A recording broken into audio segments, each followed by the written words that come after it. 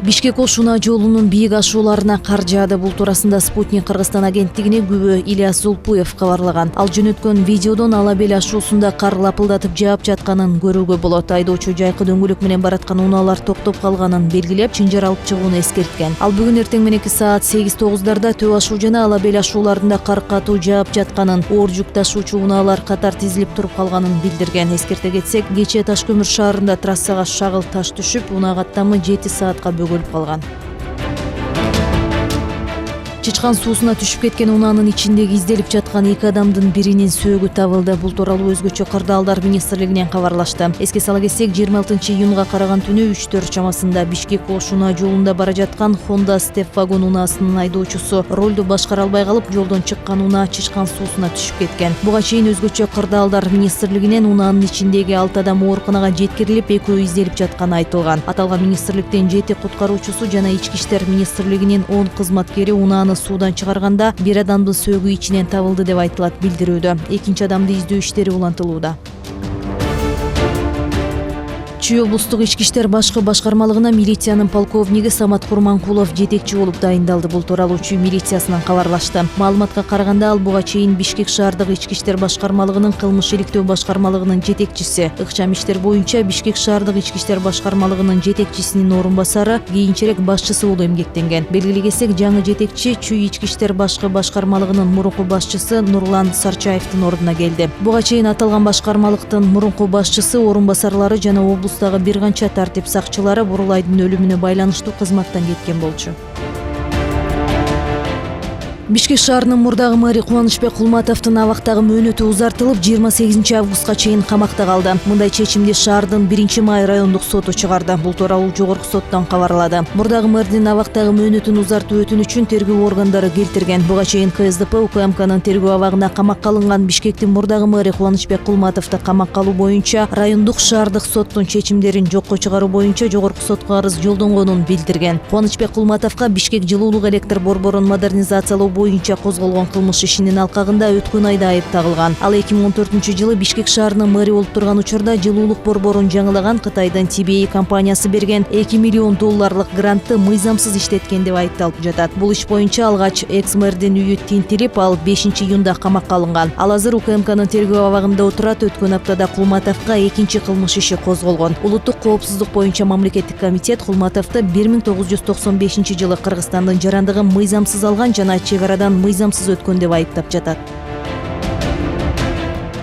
Кылмышка шектүүлөрдү айыпталуучуларды камакта кармоого тоскоол болгон оорулардын тизмеси бекитилди. Бул тууралуу токтомго премьер-министр Мухаммедкалый Абылгазиев кол койду. Өкмөттүн маалыматында чечим мыйзам астындагы актыларды жазык процесстик кодексинин жаңы редакциясынын талабына шайкеш келтирүү максатында кабыл алынган. Оорулардын тизмесин Саламаттык сактоо министрлиги менен жазаларды аткаруу мамлекеттик кызматынын адистери иштеп чыгышты. Кургагучуктун айрым түрлөрү, шишик илдетинин 4-даражадагысы, эндокриндик тутумдун айрым түрлөрү, өзгөчө кант диабети менен ооругандарды камоого алууга болбойт. Андан тышкары аң сезими жабыркаган жарандар, дем алуу органдарындагы кан жүгүртүү, тамак сиңирүү, нерв ооруларына чалдыккандар дагы камактан бошотулат. Бөйрөк оорусу өтүшүп кеткендерди дагы торгоо тургузууга болбойт. Аталган токтом 2019-жылдын 1-январынан тартып күчүнө кирет.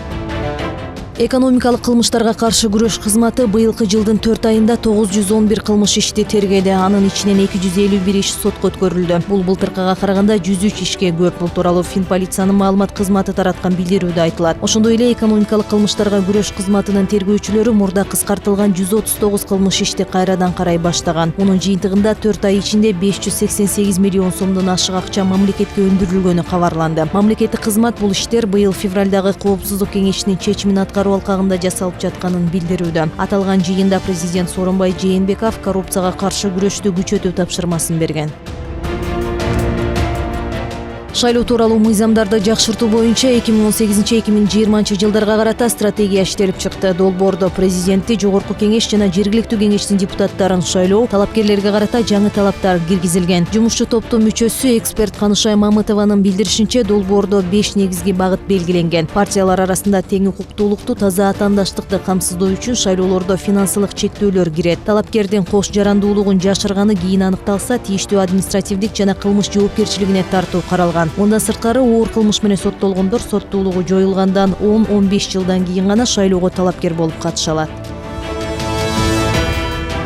Бишкекте ири көчөлөрдүн бири болгон 7-апрель көчөсүндөгү ремонт иштеринен кийин жолдун батыш бөлүгү ачылды. Мэриянын алдындагы капиталдык курулуш башкармалыгынан билдиришкендей, оңдоо иштери Чүй проспектисинен Анкарага чейинки бөлүгүндө жүргүзүлгөн. Жолго бордюрлар орнотулуп, жаңы технология менен асфальт төшөлдү. Ремонт иштери үстүбүздөгү жылдын апрель айында башталган болчу.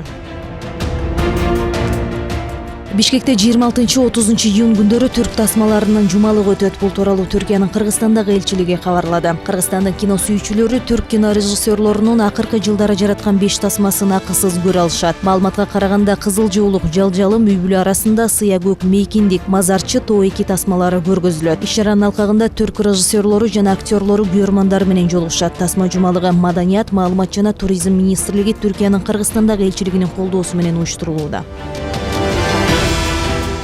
Кыргызстандык мушкер Азат Үсөналиев Монголияда өткөн бокс боюнча эл аралык мелдеште жеңүүчү болду. Жаштар иштери, дене тарбия жана спорт боюнча мамлекеттик агенттикте маалымат кызматынан билдиришкендей, Улан-Батор Cup 2018 мелдеши 19 июндан 25 июнга чейин Улан-Батор шаарында өттү. Ага Монголия, Орусия, Казакстан, Индия, Кытай, Таиланд, Түштүк жана Түндүк Корея, Иран, Кытай, Тайбэи жана Кыргызстандын мушкерлери катышты. 22 килограммга чейинки салмакта таймашка чыккан Азат Үсөналиев жалпысынан 3 беттеш өткөрдү. Алгач Түндүк Кореялык Ким Унг Сонгду 4-1, экинчи беттешинде монголиялык мушкерди 3-2 эсебинде жеңип алган. Финалда жаштар арасындагы дүйнө чемпионатынын күмүш байгесинин ээси Түштүк Кореялык Хисап Ли менен мөөрөй талашып, 3-раундда атаандашы таймашты улантуудан баш тартып жеңүүчү болду. Бул мелдешке катышкан дагы бир кыргызстандык мушкер Равшанбек Шайлообек уулу чейрек финалда атаандашына жеңилип, байгеден кур калды.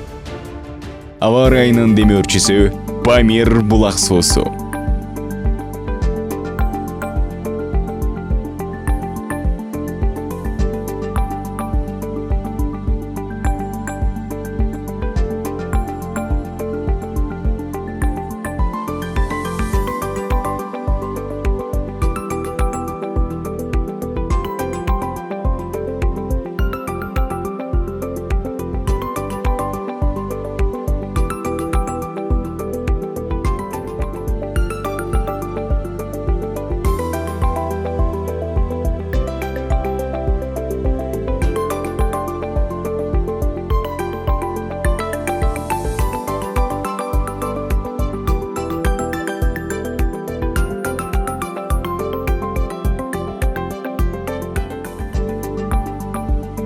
Аба ырайынын демөөрчүсү Памир булак суусу.